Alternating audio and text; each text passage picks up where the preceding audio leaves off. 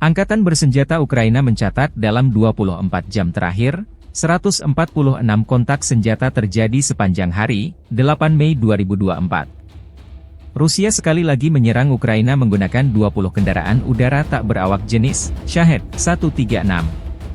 Sebanyak 17 Wave serang dihancurkan oleh kekuatan dan sarana pertahanan udara Ukraina.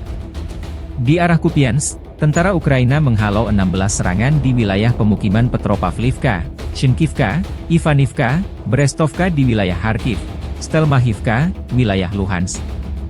Di arah Limansky, pasukan pertahanan Ukraina menghalau 11 serangan di wilayah kehutanan Makiivka, Nevsky, Novolyubivka, Verdohlibovo dan Serebriansky di wilayah Luhansk.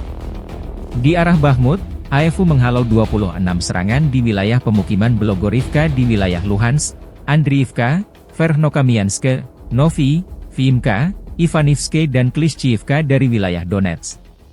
Di arah Avdiivka, pembela Ukraina menghalau 45 serangan di wilayah pemukiman Novo Oleksandrivka, Yevgenivka, Sokil, Novoselivka Persha, Kalinov, Novopokrovke, Semenivka, Umanske, Netailovke, dan Nevelske di wilayah Donetsk.